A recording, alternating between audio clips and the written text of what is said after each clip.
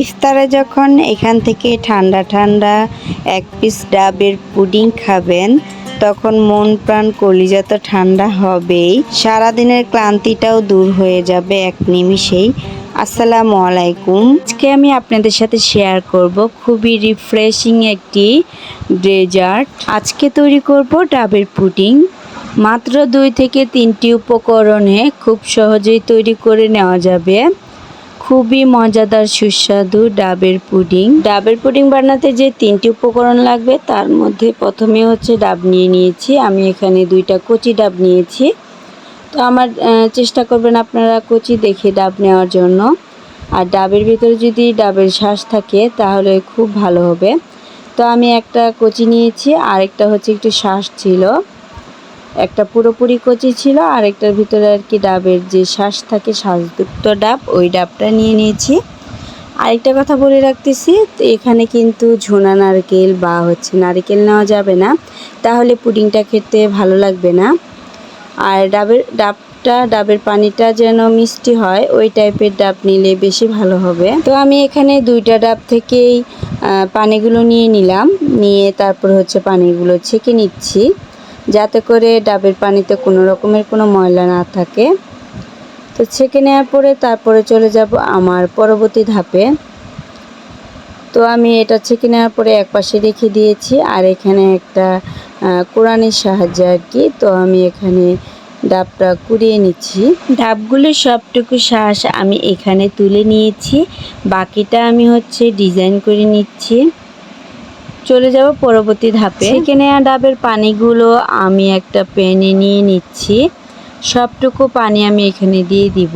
আমার 2টা ডাবের ভিতরে যতটুকু পানি ছিল সবটুকুই আমি এখানে দিয়ে দিচ্ছি।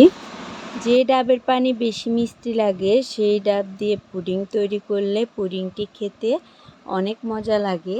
আমি যে ডাবগুলো নিয়ে এসেছি সেই ডাবগুলোর পানি মিষ্টি ছিল, তবুও আমি এখানে 1 টেবিল চামচের মতো চিনি অ্যাড করে দিচ্ছি। আপনারা চাইলে চিনিটা বাদ দিতে পারেন। আজকের রেসিপির শেষ উপকরণ আমি এখানে দিয়ে দিচ্ছি 2 চা চামচ আগার আগার পাউডার।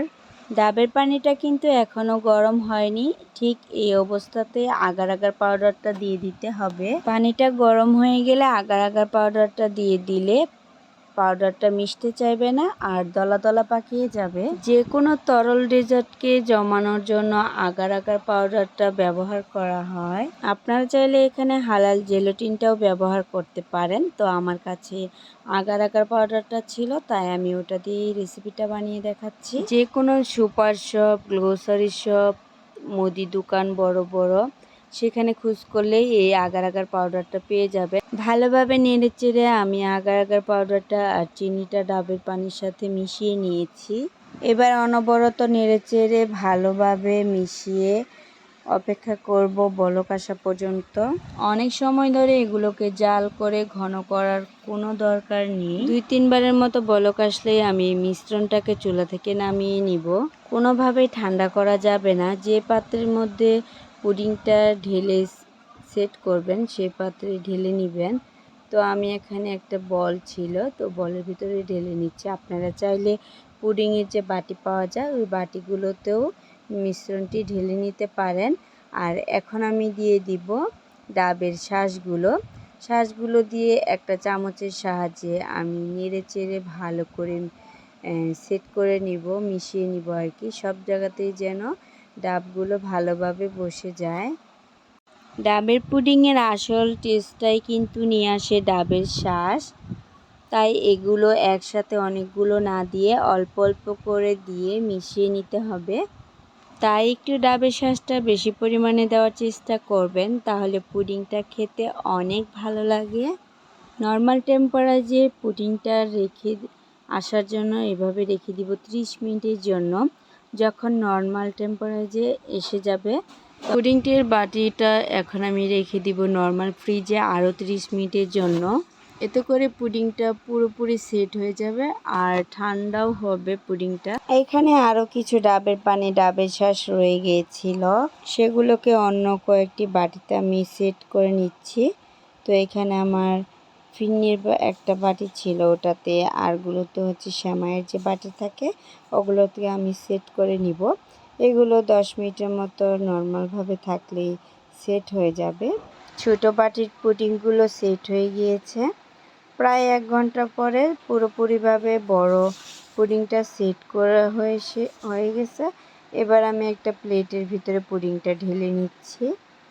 আর দেখুন পুডিংটা দেখতে কতটা সুন্দর দেখাচ্ছে। তো আমার কাছে পুদিনা পাতা ছিল, তো সেখান থেকে আমি একটা ছোট্ট পুদিনা পাতা ওটা এখানে একটু সেট আপ করে দিলাম দেখতে সুন্দর দেখানোর জন্য। এটা দেখতে যতটা সুন্দর দেখাচ্ছে খেতে অনেক মজা হয়েছে। তো মাশাআল্লাহ, আমার হাজবেন্ড এটা খেয়ে তো অনেক প্রশংসা করেছে। আপনারা কিন্তু এই গরমে রমজান মাসে এই পুডিংটা অবশ্যই বাসায় ট্রাই করে দেখতে পারেন। আর কেমন হয়েছে তাহলে অবশ্যই কিন্তু কমেন্টে জানাতে পারেন। আজকের ভিডিওটি এ পর্যন্তই। ভালো লাগলে অবশ্যই একটা লাইক ও কমেন্ট করতে ভুলবেন না। আজকের মতো এই পর্যন্তই, দেখা হবে অন্য কোনো ভিডিওতে।